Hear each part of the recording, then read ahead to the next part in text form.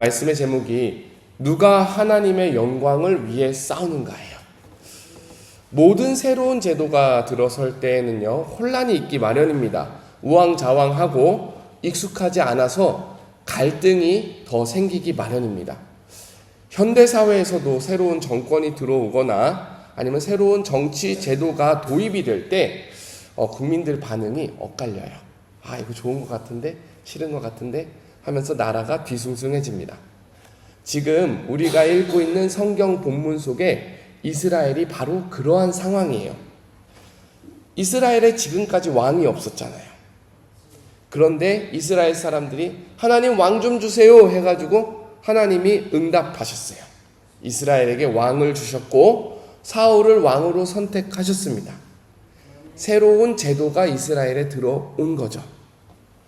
그런데 이 사람들이 한 번도 왕이 있어 본 적이 없다 보니까 우왕좌왕합니다. 사울은 왕이 되었으면 궁전을 만들고 내각을 구성해서 정치를 해야 되는데 바로 그렇게 했느냐? 그렇지 않아요. 오늘 말씀해 보니까 사울이 집으로 돌아가서 소를 몰고 있었다라고 합니다. 앞뒤가 없는 거죠. 해본 적이 없으니까. 그럼 이스라엘 백성들은 어땠는가? 이스라엘 백성들을 보니까 사울을 왕으로 세우고 나서 찬성하는 사람도 있었고 반대하던 사람도 있었습니다. 오늘 읽은 말씀은 아니지만 10장 24절에 보면은 모든 백성이 왕의 만세를 외쳐 부르니라. 10장 24절 하반절에 이렇게 나와요. 모든 백성이 왕의 이름을 부르면서 만세를 부르기도 하는데, 반대로 27절에 보면은 성경의 표현이 참 재밌는데, 어떤 불량배는 이르되, 어떤 불량배가 말하는 거예요. 이 사람이 사울이 어떻게 우리를 구원하겠느냐 하고 멸시하고 예물을 바치지 아니하였느니라.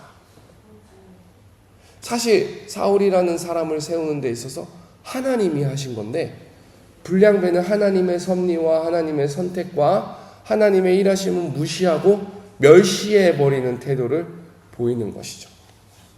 그러니까 지금 이스라엘이 하나로 뭉쳐 있습니까? 모래알처럼 흩어져 있습니까? 예, 모래알처럼 흩어져 있어요.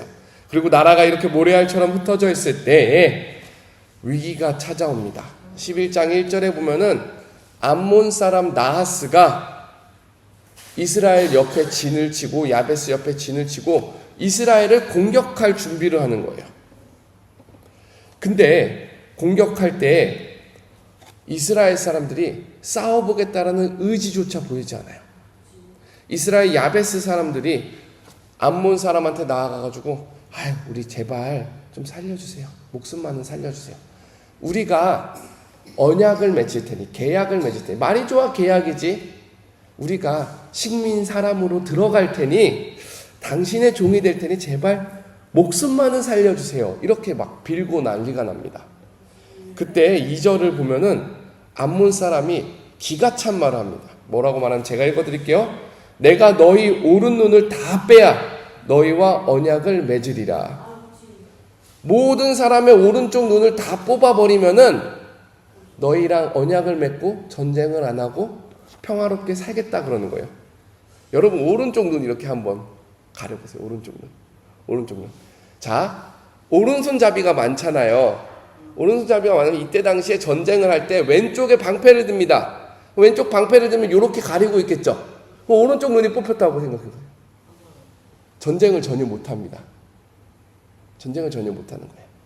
암몬 사람이 야베스 사람, 이스라엘 사람들에게 요구하는 것이 오른쪽 눈 다 뽑아가지고 전쟁할 생각하지 마라.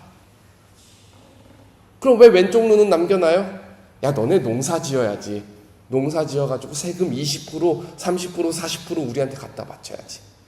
영원히 전쟁할 생각하지 말고 영원히 우리 노예로 살아라. 이런 아주 모욕적인 말을 하는 것입니다. 근데 이런 말을 우리가 들으면은 막 의분이 나고 싸우고 싶고 어떻게든 이걸 문제를 해결하고 싶은 게 사실 사람 마음이어야 되는데, 야베스의 장로들, 야베스의 어른들의 대답이 참 기가 막힙니다. 한번 우리 3절을 같이 읽어보겠습니다. 11장 3절입니다. 시작. 야베스 장로들이 그에게 이르되 우리에게 이랫동안 말미를 주어 우리가 이스라엘 온 지역에 전령을 보내게 하라. 만일 우리를 구원할 자가 없으면 내게 나아가리라 하니라. 여러분, 이 말 참 어떻게 들립니까? 저는 일단 인간적으로 너무 비굴해 보여요. 일주일 동안 사람들을 찾아가지고 이스라엘 온 지역에 도움을 요청해가지고 구원할 사람이 없으면은 뭐라고 하겠죠? 우리가 당신에게 나아가겠다. 오른쪽 눈을 빼고서라도 살겠습니다. 이렇게 말하는 거예요. 자존심도 긍지도 없는 거죠. 참 비굴해 보입니다. 근데 그것보다 더 심각한 것은 믿음이 없는 말을 합니다. 뭐라고 하죠? 우리를 구원할 자가 없으면. 이게 얼마나 안타까운 고백입니까? 야베스의 장로들, 이스라엘의 한 지역의 장로들입니다. 지도자들이에요. 연륜도 있고 하나님의 도우심을 그동안 듣고 경험했던 사람들이에요. 근데 이제 와가지고 암몬 사람들 앞에서 하는 말이 구원할 자가 없으면 믿음도 없고 소망도 없고 절망과 체념 속에서 아주 모든 것을 다 버린 사람들입니다. 그런데요, 성경을 자세히 읽어보면은 이 야베스 장로들의 믿음 없는 말이 마치 누구와 같은 줄 아십니까? 불량배와 같아요. 불량배. 10장 27절에 이런 말을 했죠. 불량배들이 이 사람이 어떻게 우리를 구원하겠느냐. 불량배들은 하나님이 세우신 왕을 멸시했고, 야베스의 장로들은 하나님께서 지금까지 함께 하신 구원 역사를 멸시한 것입니다. 적어도 이 역사 속에서 불량배나 장로나 둘 다 믿음이 필요한 순간에 믿음의 말을 하지 못했어요. 여러분, 우리가 믿음이 필요한 순간에 믿음의 말을 고백할 줄 알아야 돼요. 믿음의 말을 고백할 때에 다른 사람에게 용기도 주고, 그리고 믿음의 말을 고백할 때에 하나님께서 우리의 고백을 기쁘게 여기십니다. 근데 왜 이 사람들이 믿음의 말을 고백하지 못합니까? 공통된 적이 한 가지인데 바로 기억하지 못했다라는 거예요. 불량배들은 이스라엘 사람들이 하나님께 기도한 걸 기억하지 못해요. 그리고 응답하신 하나님의 역사를 기억하지 못해요. 장로들은요, 하나님께서 지금까지 도우셨던 에벤에셀의 은혜를 기억하지 못해요. 믿음이 필요한 순간에 믿음의 말을 하려면 우리는 하나님께서 우리에게 베푸신 은혜와 감사한 순간들을 되새기고 기억하는 훈련이 필요합니다. 기억은 믿음을 낳고요. 믿음은 고백을 낳고요. 고백은 담대한 역사를 만듭니다. 사랑하는 여러분, 믿음의 순간을 그냥 한번 감사합니다 하고 속으로 새기고 넘어가는 것이 아니라 고백하시고, 고백하는 가운데 나누시고, 나누는 가운데 배가 되는 역사가 일어나기를 주님의 이름으로 축원합니다. 자, 그렇다면 이렇게 모래알처럼 이스라엘이 흩어져 있잖아요.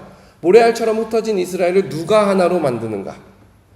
누가 하나님의 영광을 위해 싸우는가예요.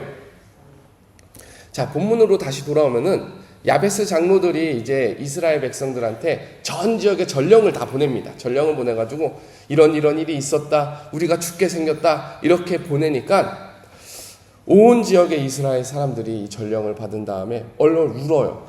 아유, 이거 어떡합니까? 우리 진짜 이러다가 야베스 사람들 다 잃어버리는 거 아닙니까? 울고 있습니다. 그때 마침 사울 왕이 평상시 일상으로 돌아가서 소몰이를 하다가 백성들이 울고 있는 장면을 보는 거예요. 울고 있는 장면을 보고 당신들 왜 울어요? 하니까 이제 백성들이 이 모든 이야기를 사울에게 해줍니다. 이 모든 이야기를 사울이 듣고 어떻게 반응하는지 우리 6절을 한번 읽어보겠습니다. 시작. 사울이 이 말을 들을 때에 하나님의 영에게 크게 감동되매 그의 노가 크게 일어나. 하나님의 영이 감동하죠. 자, 7절 한번 읽어보겠습니다. 시작. 한 결의의 소를 잡아 각을 뜨고 전령들의 손으로 그것을 이스라엘 모든 지역에 두루 보내어 이르되 누구든지 나와서 사울과 사무엘을 따르지 아니하면 그의 소들도 이와 같이 하리라 하였더니 여호와의 두려움이 백성에게 임하여 그들이 한 사람 같이 나오니라. 사울이 이제 그래서 소 2마리를 자릅니다. 소 두라니 잡아서 각을 떠가지고 소의 이제 사체죠. 조각난 사체를 각 지역에 다 보내요. 보내면서 뭐라고 전하냐면, 야, 너네들 전쟁이 안 나오면 너네 집에 있는 소들 다 이렇게 다 찢어 죽일 거야 하면서 이렇게 엄포를 놓는 거죠.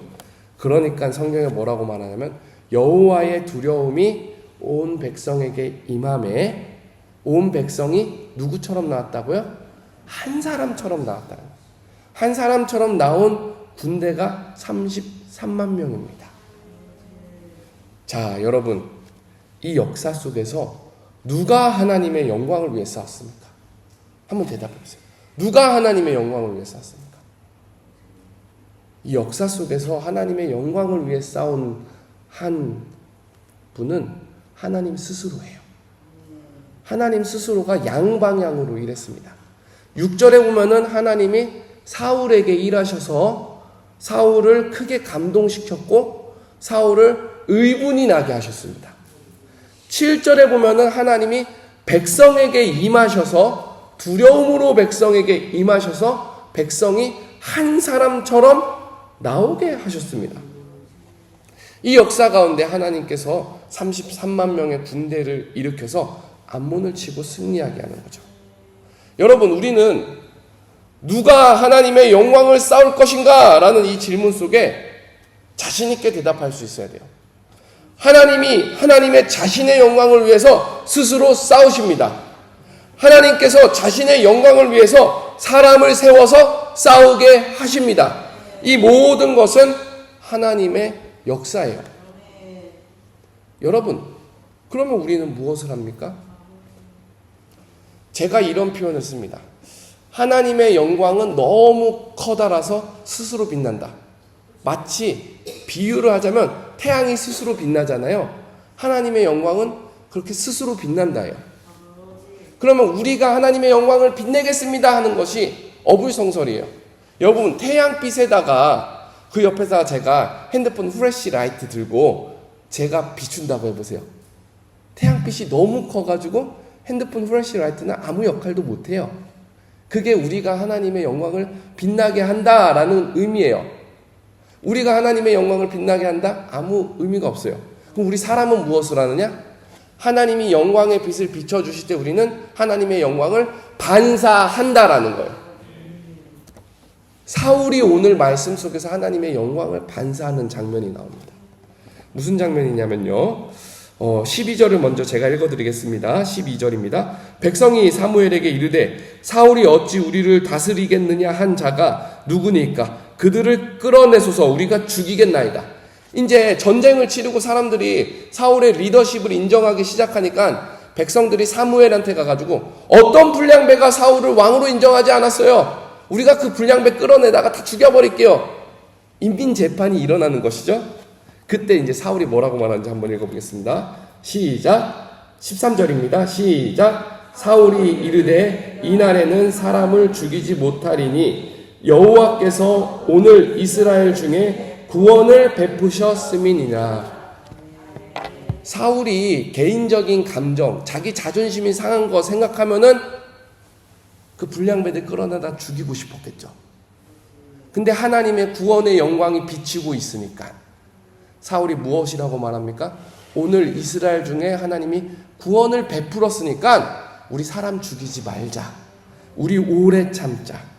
사울이 영광을 반사하는 방법은 자기 의와 자기 멍에를 버리고 오래 참음과 자비와 양선으로 하나님의 영광을 반사해서 드러내는 것입니다. 사랑하는 여러분, 저는 오늘 분명히 믿습니다. 여러분의 삶의 현장에서 하나님께서 하나님의 영광을 위해 스스로 싸우실 거예요. 하나님의 영광을 위해 여러분의 삶의 현장에서 함께 하실 겁니다. 그때에 다양한 방법으로 하나님께서 섭리하실 때에 우리에게 필요한 건 두 가지가 있습니다. 믿음의 눈이에요. 하나님께서 사울을 감동하게 하셨다. 하나님께서 백성들을 감동하게 하셨다. 이 믿음의 눈이 우리에게 있길 바랍니다. 그리고 그 믿음의 눈이 있는 가운데 우리가 한 가지 할 수 있어요. 성령의 열매를 가지고 나아가서 하나님의 영광이 비출 때 우리는 하나님의 영광을 반사하는 거예요. 그게 우리가 하나님의 영광을 위해 싸우는 방식입니다. 사랑하는 여러분, 오늘 하루의 삶 가운데 하나님께서 여러분의 삶 속에서 여러분의 신앙 가운데서 영광을 거두시기를 주님의 이름으로 축복합니다. 우리 함께 기도하겠습니다.